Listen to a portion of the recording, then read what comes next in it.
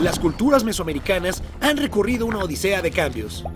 La revolución de la agricultura, la exploración del cosmos, el estudio de los números y el tiempo, y la consolidación de los imperios a través de la guerra. La culminación que dio inicio al mestizaje, la conquista. Mesoamérica continuaba tan rica en sus recursos que favoreció a que las civilizaciones de los totonacas, tlaxcaltecas, mayas chontales y tarascos convivieran y prosperaran en el territorio, siendo influenciados por México Tenochtitlán, el gran imperio mexica, que básicamente era una alianza entre los pueblos de Texcoco, Tlacopan y Tenochtitlán.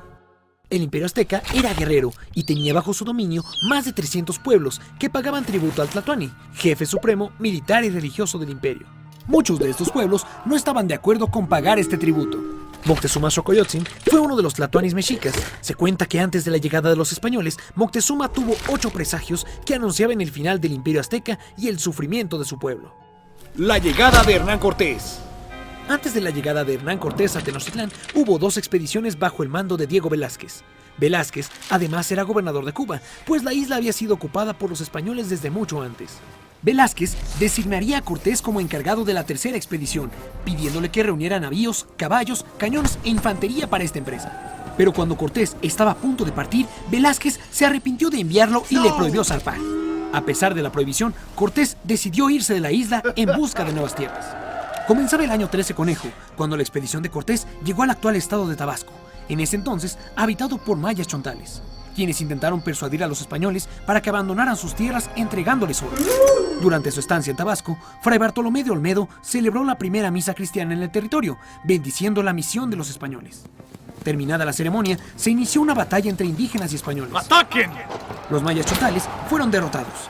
Esta sería la primera victoria en nombre de la corona, recordada como la Batalla de Centla. Como pago por su derrota, los embajadores de Tabasco entregaron piedras preciosas, plumas de aves, animales domésticos y 20 jóvenes, entre las cuales se encontraba Malinali, a quien Cortés nombró como su traductora personal.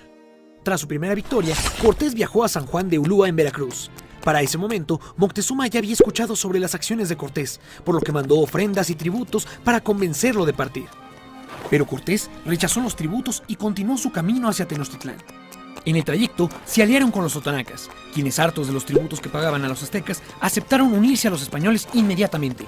Más tarde, llegaron hasta Tlaxcala, reino conformado por pinomes, otomíes y tlaxcaltecas.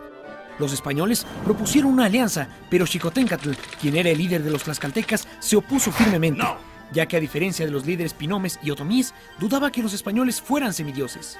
Los tlaxcaltecas libraron algunas batallas, pero como era de esperarse, el poderío militar de los españoles se hizo notar, venciendo a los indígenas. Tras continuas derrotas, los tlaxcaltecas aceptaron unirse a los españoles. Totonacas, tlaxcaltecas y españoles marchaban hacia Tenochtitlán, pero antes pararían en Cholula. Estando ahí, corrieron los rumores de que los aztecas tenían preparada una emboscada contra los españoles. Cortés no quiso arriesgar a sus hombres e inició un ataque contra los cholutecas para demostrar su poder. La matanza acabó con aproximadamente 6,000 civiles, por lo que pasó a la historia como la primer masacre injustificada por parte de los españoles. La entrada a Tenochtitlán. El 8 de noviembre de 1519, 400 españoles, 4,000 tlaxcaltecas y algunos totonacas, acompañados de 16 caballos, entraron por primera vez a Tenochtitlán. A la llegada de los españoles, Moctezuma conoció a Cortés, pero al no tener certeza sobre si era un dios o si debía temerle por sus presagios, lo recibió en el palacio de Axayácatl para despejar sus dudas. Los españoles quedaron deslumbrados por los tesoros que había en el palacio, y su estancia pasó de ser pacífica a una ocupación militar, haciendo prisionero a Moctezuma. Moctezuma, temeroso de los españoles, optó por una actitud sumisa. Eso enfureció al pueblo, pero era tal su respeto hacia el Tlatoani que en una primera instancia no se rebelaron. Mientras todo esto ocurría en Tenochtitlán, Cortés se enteró que el ejército de Diego Velázquez buscaba detenerlo, por lo que partió hacia la costa dejando a Pedro de Alvarado al frente de su ejército en Tenochtitlán. En ese momento comenzaban los preparativos para la fiesta de Huitzilopochtli, a donde asistían veteranos de guerra, lectores de códice y capitanes de guerra. Alvarado decidió aprovechar la fiesta de los aztecas para iniciar una matanza. Moctezuma intentó calmar la revuelta subiendo al templo y pidiendo calma, pero el pueblo, decepcionado por la sumisión de su Tlatoani, se rebeló contra él. Le aventaron piedras. Quizá estas lo mataron. Quizá los mismos españoles lo acuchillaron, pero eso nadie lo sabrá. Entonces, Cuitláhuac fue nombrado como el nuevo Tlatoani. Mientras seguía la revuelta, Cortés regresó de la costa, presenciando el caos que había en la ciudad. A diferencia de Moctezuma, Cuitláhuac no se quedó con los brazos cruzados y decidió actuar, por lo que encerró a los españoles en el palacio y mandó quitar los puentes que unían la isla con tierra firme. Hartos de ser prisioneros, los españoles decidieron huir de la ciudad por la noche, pero los aztecas los descubrieron y mataron a la mitad del ejército español. Tras esto, Cortés se paró a las afueras del lago y comenzó a llorar, rindiendo homenaje a los caídos. Este día pasó a la historia como la Noche Triste. Pasó un año para que los españoles regresaran a Tenochtitlán. Durante ese tiempo, Cortés fortaleció a sus tropas y se preparó para derrotar a los aztecas de una vez por todas. Mandó construir bergantines para atacar por el agua y reforzó sus alianzas con los tlaxcaltecas. Durante ese tiempo, los aztecas intentaron eliminar tributos y conseguir alianzas con otros pueblos, pero todos se negaron. Además, una epidemia azotó la ciudad y Cuitláhuac falleció enfermo. Cuauhtémoc sería su sucesor y último tlatoani del Imperio Mexica. La caída del imperio. Con el ejército robustecido, Cortés regresó a la Gran Tenochtitlán para vengarse por la derrota de la Noche Triste.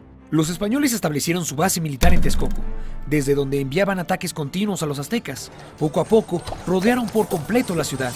El ataque final se acercaba y Cortés mandó instalar fuerzas militares con caballos, ballestas y tlaxcaltecas en varios puntos de la ciudad, con el fin de sitiar Tenochtitlán. De acuerdo con la versión española, Cortés pidió en repetidas ocasiones la rendición, pero los mexicas siempre se negaron. Y aunque eso es lo que cuentan los españoles, los indígenas aseguran que Cortés llegó a matarlos.